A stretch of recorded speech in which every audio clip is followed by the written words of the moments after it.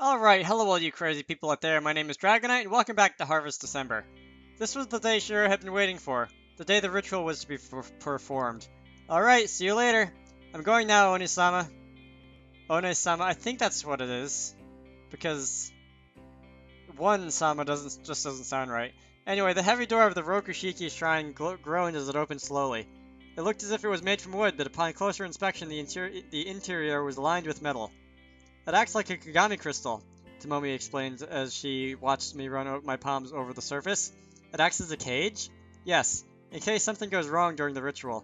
It helps contain whatever powers have gone out of control inside. Wait. Before the door shut, Shiro's hand shot out and grabbed hold of mine. I wasn't sure what she wanted. You are coming with me. Huh? She pulled me in. So this is how we get to find out what goes on inside the shrine without, like, jumping perspectives again. The scent of incense was so heavenly I felt giddy. Impressive how they managed to stack up all that wood so high, Shiro said, partly impressed and partly in disbelief. Only Shiro, Magari, and myself were in the main room now. In each corner there was an incense pot, from which the tendrils of fragrant smoke rose. The shoji doors were lined to prevent any of the smoke from escaping. It's the same wood as the incense. The candlelight, the smoke, and the wood, everything around us was there for a reason. It takes a lot of work to induct a god's powers into a human. But why am I here? Because I'm allowed to bring my spouse. Spouse? I'm sure in the modern age people would believe you would qualify. Maybe. Smoke finished settling in the room. My mind cleared enough to hold a proper conversation. The ritual, plainly put, is a mating ritual between man and God. Mating? You're overreacting. No human is whole alone. You need somebody, a partner to make a pair, don't you? Why do you need a partner in this? It empowers me more. The Fukuyama girl used the same method to win at the last festival, or so I've heard. Tomomi? I still found it hard to believe Tomomi was a former participant. She didn't look like anybody that could fight at all. I was beginning to get curious about her past. I looked at the raised stage in the middle of the room. Behind it, there was a statue of the god of Rokushiki. It looked like a chaotic mishmash of every god imaginable. The motherly goddess was holding a demon in her arms. From her shoulders protruded two faces of different expressions and 6 arms. One hand brandished a holy sword. Another was holding a snake with a head full of hair, and dangling from the ends of it was the head of a holy man. What? A snake with a head full of hair, that's weird enough, and just the head, not the rest of the body? It depicted intentional chaos. Yeah, I suppose so. A mix of ancient and modern gods combined to make a chimera of unbalance and discord. A door by the statue opened. The priestess of Rokushiki stepped in. They were ready to perform the duty as intermediary between God and man. Nanaki walked ahead, and Ruki followed behind. Upon reaching the stage, Nanaki positioned herself in the center, sitting with her legs folded. Ruki stayed nearby, serving as her assistant. God of Tagami, forgive my mortal voice for reaching your ears. What is it? Nothing is certain about the outcome of the ritual. I swear I shall do what I can to perform the steps with utmost accuracy, but I cannot promise the desired result. Understood, I forgive you. You are but a mortal, and your only need is to promise me that you do your best. Our gratitude, God of Tagami. Our respects, God of Tagami. The Rokushiki priestesses lowered their heads in a deep bow. Then Nanaki looked up. We will begin the ritual now. Remember you are in the eyes of our god. You stand before our god Rokushiki. Nanaki closed her eyes. So there's an island called Rokushiki, there's a family called Rokushiki, and the god is basically also named Rokushiki. I thought Shiro and Shiro with a U was bad enough back in Tagami, but this is something else. Daughter of Ichimonji, Magari. Yes. God of Tagami, Shiro, and her spouse, Masaki Konno. Yes. Our voices reverberated in the room, joining into one. Nanaki looked up and took a deep breath. She filled herself with the smoke of sacred incense, letting its medicinal powers permeate her body. Our bodies were affected by the incense too. Our nervousness caused our hearts to beat harder, our blood to flow faster, causing the properties of the smoke to circulate through us quickly. It felt like being drunk, except the more intoxicated you got, the sharper your senses were honed. I could feel my senses expanding and contracting like a pulse. I felt small, minuscule in the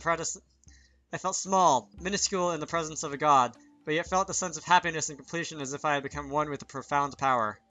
I could almost feel the movement of smoke slow to a stop in the air. Nanaki opened her eyes. Hear me! Her voice woke my senses and snapped me awake. Hear me! Hear me! Hear me! The simple repetition of her Sorry. The simple repetition of her words seemed to dull my thoughts, drawing out and heightened my spiritual senses in its purest form. The ritual did not only affect the people in it, but changed the entire space as well. Dark bruises began to form on the priestess's arms, legs, and body. Soon it changed color to red. It was a circuit, a pattern symbolic of the path that connected man to God. The red markings glowed, illuminating her skin. I thought of the Divine Comedy. God was never described, because once it was given a physical form, God would be limited as an idea, its omnipotence lost. And so God was described as light. A shining light, a glowing halo, a flash of white. They were all different expressions, but they all meant the same thing. That light was in each and every one of us, even for a fleeting moment. I send my Shiki to you, God of Rokushiki. I will accept the fate of all mankind under your judgment, as I am your servant. I shall wish, receive, question, and answer in your will. Use me as your medium to bring your godly powers to this earth. The red of her markings intensified. Was she even human? I felt humbled, purified, in awe of her presence. The god of Tagami simply listened to the priestess's words, seemingly unaffected. It was not arrogance. She sat quietly as an equal to the god ritual, this ritual belonged to. The priestess of Rokushiki stamped her foot on the wooden floor, the sound resounding through the shrine like a drum. Shiki, god of Tagami, I ask you. Yes. From where comes your wish to fight? Because I am a god. And what will you fight for? To keep myself a god. I have heard you. Your words shall reach our god. Answer her, god of Rokushiki. Her voice was strong, like mine isn't. A deafening silence followed. You have been answered. Accept your judgment. She lifted her leg up high. The moment her foot struck the ground, I felt it. Ah! The same marks that covered Nanaki's skin covered Shiro's body. The powers of Rokushiki were frightening with what was left of her own, repelling and combining. Masaki! Masaki! She looked in pain, but she looked so concerned about me. She cried out my name as if she wanted to save me. And then I understood. Gah! I was screaming just the way she was. I was not in pain. I was screaming because something threatening, something alien had touched the most basic animalistic instincts I had, and was shouting out in warning in the way any animal would. If I had not been numbed by the incense, I might have died in shock. It did not last long. Although it did not hurt, I could feel it draining my life away. But I didn't care about any of that now. Masaki! Masaki! All I thought about was Shiro. I needed to comfort her. She clutched her stomach and curled into a ball as if she was in pain. I reached out towards her and touched her. It was strange, because I felt I had touched my own skin. Perhaps it was because the markings on our bodies came from the same source. I had to take her pain away. So I held her close. Tighter and tighter. We were both screaming so hard we couldn't tell whose voice was whose now. We screamed and screamed, as if we were celebrating our birth but despairing our life. It made the difference. After we were spent, our god has heard you. A god and human had combined into one. Shiro leaned against me with her eyes closed.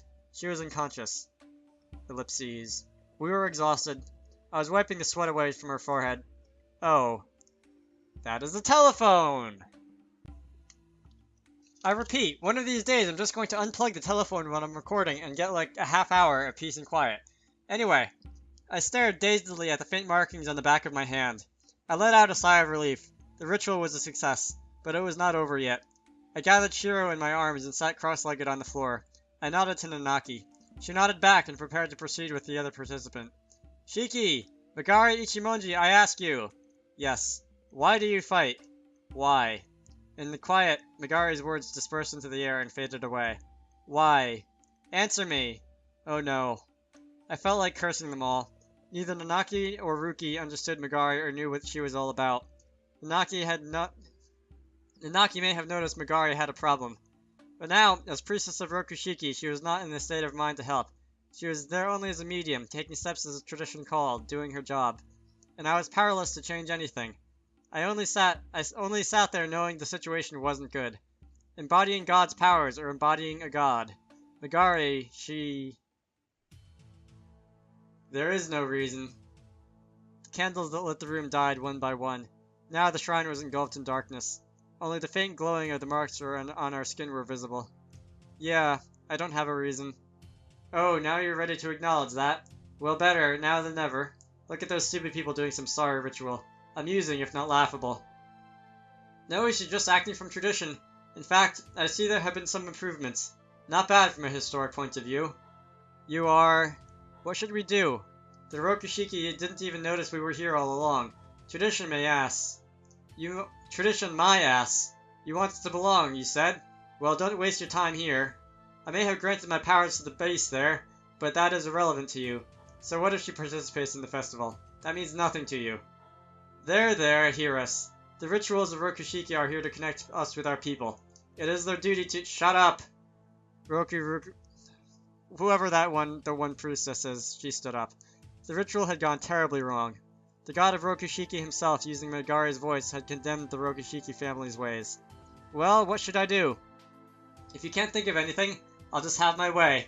I'll just take and do whatever I please on the way, and I'll give you a place to belong to. She was having conversations again, and I couldn't take my eyes off her. Everything was unreal. I knew something like this would happen when Megari reached her breaking point, and I had done nothing to stop it. I knew the situation was worse, much worse than I could imagine, and I could have laughed out of hopelessness if I hadn't controlled myself to stay calm. Where would that be? The girl asked. Amidst the storm. You knew it all along, the god replied. I don't understand. Yes, you do. At least, you know that what I am about to do. I am tired of these boring fights these useless priestesses pick to choose for my entertainment. They didn't even notice my needs. Although I do admit, the festivities were directed well. But now I need more. Only that girl, what was her name? Ayako? Only she noticed my hunger. But she didn't satisfy my cravings. So I will have to hunt my own. You humans want a festival of war. I'll give you war. Please, god of Rokushiki, hear us. The patterns on Nanaki's body began to blacken. You, Masaki, was it? Megari, or should I say the Rokushiki god, looked down to address me. Megari is grateful for what you have done. She's wagging her tail for you like a bitch depraved. You gave her problems a name. You determined what was wrong with her, described her personal hell. And so here am I. If you do not find anything you belong in this material world, isn't it natural to put your faith in God? What are you trying to do? What do you think I should do? It was Megari asking now. I turned towards the Rokushiki priestesses. They were powerless to do anything for her. You need to belong? Very much, Megari nodded. Megari, god of Rokushiki, hear me speak. If I had no power, and the priestesses would not do anything, this festival is yours, so I would say you do as you please. The least I could do was to give Megari what she wanted. Good. A fine idea. Patterns snaked across Megari's body, covering her in red. They were now hers, taken from the priestesses. Well, I guess I better get going then. Wait, I have a favor to ask. Megari looked back. Please, let Shiro keep the power she has just received. It is what we came here for, after all. All right, they agree. Black markings on Shiro's skin began to glow red again. And then Megari warped and bent. What I saw now was unbelievable. She wavered and then solidified again by the door. As if she was just a shadow, flickering and jumping from place to place. Her fingers dug into the crevices of the doors, and she tore the metal apart. She flung her arms outwards in a violent gesture. And just like that, those heavy doors were ripped open and flung to the sides like trash. I could feel the remnants hit the stone outside, the tremors from the impact running up my knees. What's going on? I could hear Kohai's confused exclamation outside. Later. Megari ran. Was she doing a facepalm in the picture on the top screen? Almost instantly, Rokushiki stood up and ran after her. In no time, the two were gone. What happened? Naomi ran in. Sensing emergency, the others soon followed. Masaki, what did you... It was a rare moment that Yuki actually looked anxious. It's begun. Nobody answered. Nanaki and Rokushiki, the priestesses who had lost their purpose. The Rokushiki priestess who had lost her purpose simply stood in the daze as if she didn't know what to do. The Rokushiki festival has begun, I announced on her behalf. The first job Shiro had to do after regaining her godly powers was to move the torn doors from a different place so they could be fixed. You're using me as some kind of convenience, Crane. Well, it's dangerous to let them lie there. What if children trip over them? Shiro looked as if she wanted to make a small retort, but kept her mouth shut. Megari, Mother. Nanaki and Naomi whispered repeatedly. Nanaki and Naomi. She's disappeared. After the half hour, Rokushiki finally returned. Mother! I will go and search for her again after I have taken a rest. But Ruki Rokushiki glared at me. Why? Why did you do such a thing? Because you were ignorant despite speaking of Rokushiki ways. Huh! Nanaki noticed, but she couldn't act because she was performing her duties. And you? What did you do? Do you understand what you have done? Everybody froze at her words. I gave Megari a chance to find herself, something that you Rokushikis couldn't do. The Rokushiki god seemed happy. Wasn't that what you wanted? I wasn't afraid of Ruki. Your actions may cause chaos on this island. Well, I chose to help Megari, then abandoned her for the sake of everybody else. I don't believe in saving humanity, I replied pleasantly. Ruki's expression crumbled. She was mentally fragile in the situations out of the norm. It couldn't be too much of a problem for you. It shouldn't be too much of a problem for you. Explain. Megari may carry the Rokushiki god with her, but physically she's human. I thought you said a Kagami crystal is essential for people to use a god's powers. Yes, but we have a god of our own too. I glanced at Shiro. Nanaki's markings have turned black. What do you think that symbolizes? Nanaki tried to hide her marks with her hands. Shiro's got powers now. That means she could possibly help you two. It also means we've accomplished what we've come here for too. You... Ruki was miserably failing to describe her feelings in words. Shiro, what do you want to do? Does it involve ice cream? What do you mean? We don't have a reason to stay. We could go back to Tagami if you like. I suppose I could, but don't you need to know? About...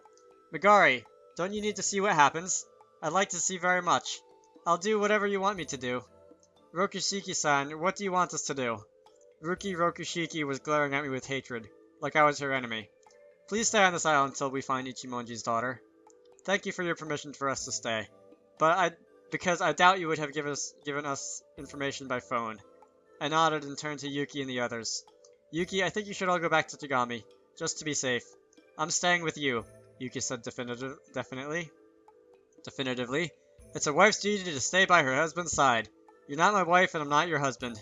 Masaki, you're always causing trouble. Kohai and Mizuho sighed. Masaki-san, how dangerous do you think the situation is? Shiro ordered. At the moment, Megari is simply carrying the god with her. It's not as if she has any powers of her own.